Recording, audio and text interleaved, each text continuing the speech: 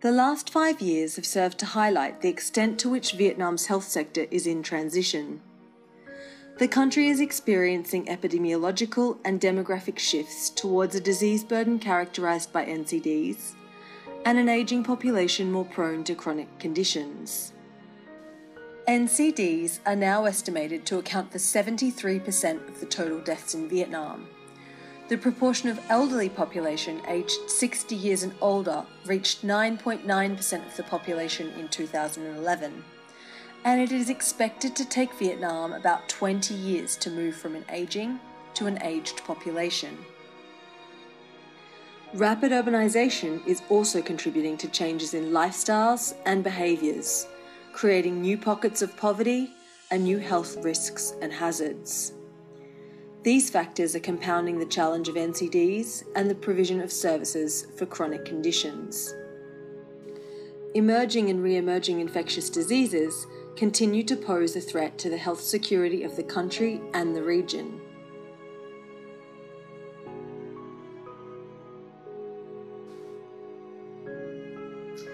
At the same time as facing these new challenges, the country continues to face old challenges, including malnutrition, stunting, and maternal deaths, all of which disproportionately affect the most vulnerable segments of the population.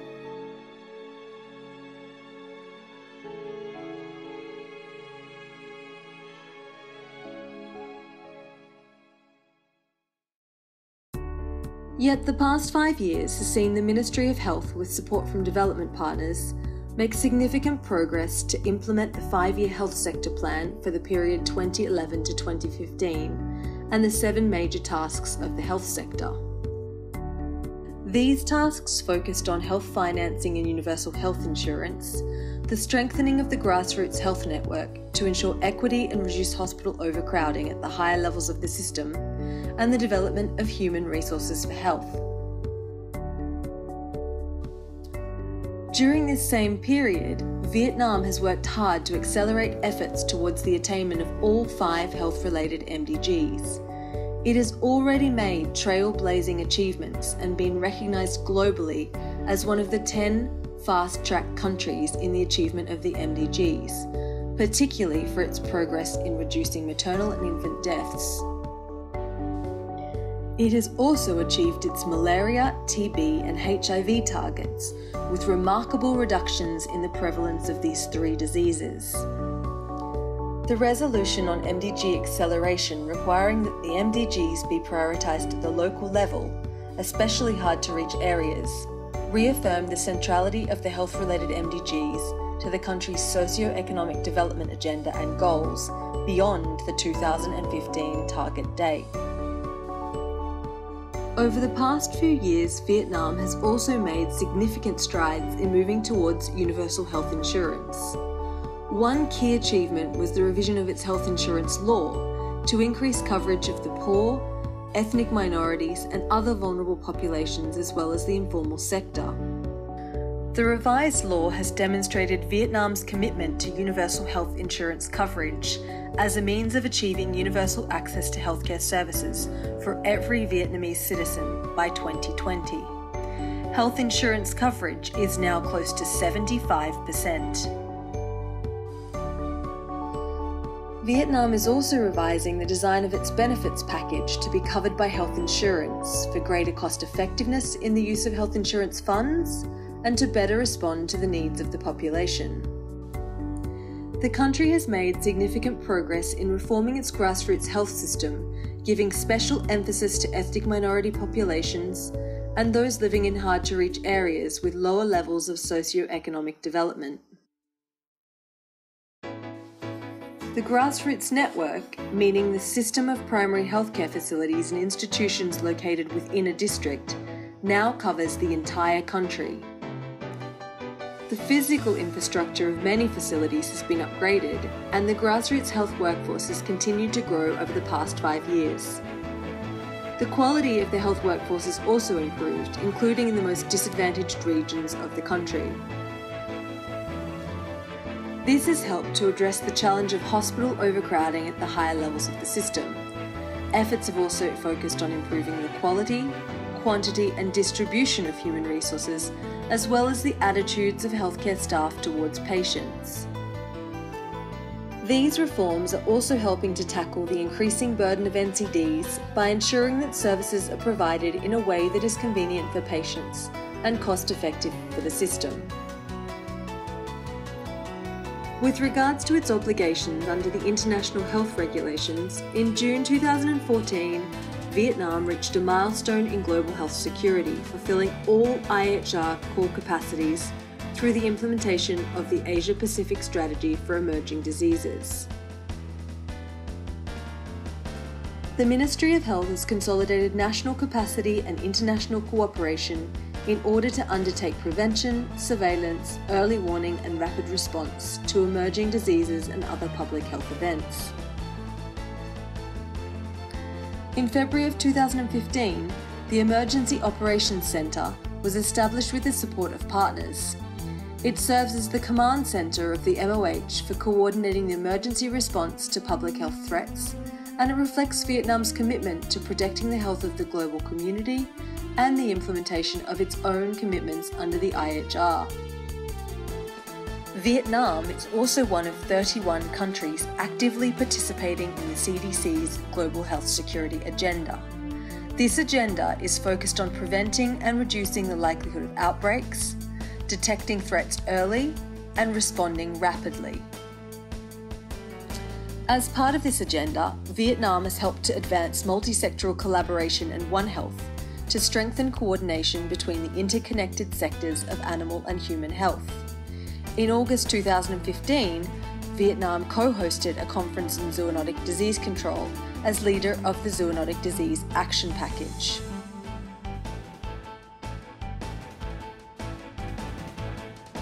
Alongside these achievements, Vietnam has continued to tackle communicable diseases. Its immunisation program covers 12 communicable diseases, and over the past 5 years, full immunisation has remained above 90%. From October 2014 until March 2015, Vietnam organised a campaign to vaccinate against measles and rubella, targeting 20 million children aged between 1 and 14 years of age. The campaign was successful in vaccinating 98.2% of its target population. The government's efforts have also focused on establishing a national regulatory authority for vaccines, and in April 2015, WHO accredited Vietnam's NRA, certifying the safety and efficacy of vaccines produced and used under the country's national program on immunisation. This marked the culmination of over a decade of intensive effort by the NRA office to implement a roadmap developed by national experts with support from WHO to strengthen capacity for the regulation of vaccines. In parallel, Vietnam has continued to prevent and control TB, malaria and HIV/AIDS. The number of new TB cases and deaths has dropped by more than 60% over the past 2 decades. The number of new HIV cases has dropped by more than 3,000 over the past 5 years, and close to 70% of people in need of ARVs have access to these life-saving medicines. In 2014, Vietnam demonstrated its ongoing commitment to reducing HIV/AIDS-related morbidity and mortality by becoming the first country in Asia to adopt the 90-90-90 targets.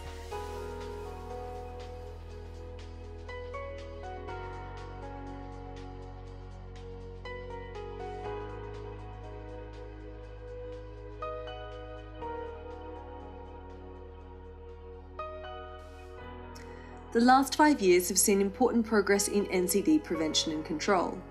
For example, the circular on the implementation of the Tobacco Control Law came into effect in 2013, and higher rates of taxation on beer and alcohol were introduced in July 2015. With the introduction and enforcement of stronger laws mandating the use of quality-controlled motorcycle helmets, the country has also continued to tackle its high burden of road traffic mortality and morbidity. Towards a stronger and more coordinated response to NCD prevention and control, in 2014, the Ministry of Health, with support from WHO, led a broadly inclusive multi-sectoral process to develop the NCD strategy for 2015-2020 with a vision to 2030. The strategy was approved by the Prime Minister in early 2015, and its implementation will help to prevent and control non-communicable conditions that account for the largest burden of NCDs.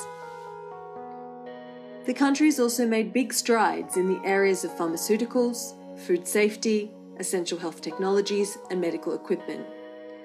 Socialisation in the health sector has helped to meet the population's diverse healthcare needs.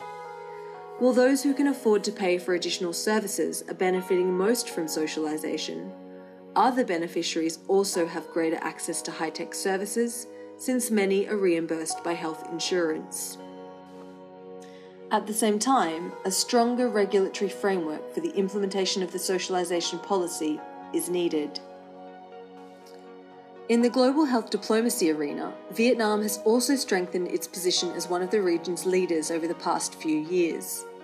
Its active and meaningful participation in the meetings of the WHO governing bodies, the Western Pacific's Regional Committee and the World Health Assembly, as well as its successful hosting of the 63rd Regional Committee meeting in 2012, have been applauded. At the WHO Regional Committee meeting in October of 2015, Vietnam was elected to the Executive Board for the period of 2016 to 2019. In its role as EB member, Vietnam is expected to give a stronger voice to middle-income countries, as well as other ASEAN countries and countries not currently represented in the EB.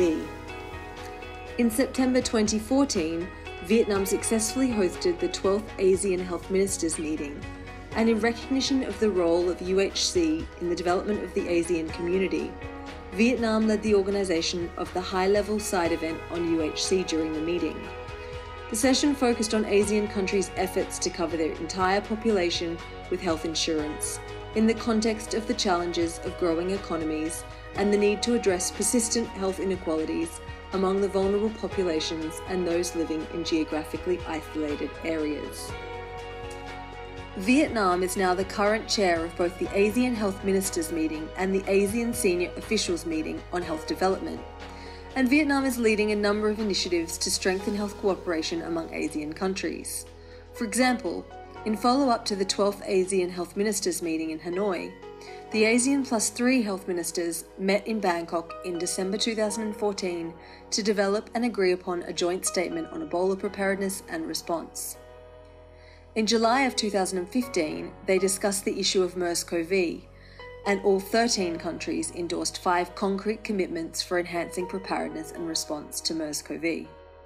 In 2014, the Ministry of Health and its development partners also participated in the IHP Plus monitoring exercise for the first time, and at its retreat in April 2015, the HPG discussed progress and stumbling blocks towards the shared goal of greater development cooperation effectiveness. These laudable achievements, as well as new and persistent challenges, have driven the development of the new 5-year health sector plan for 2016 to 2020. In line with the directions of the Socio-Economic Development Plan, they're also shaping the definition of Vietnam's post-2015 health development agenda. This agenda is underpinned by the principles of health equity and universal health coverage. It aims to build a strong, resilient and transformative health system that takes the community as its client, promotes health and well-being, and ensures that no one is left behind.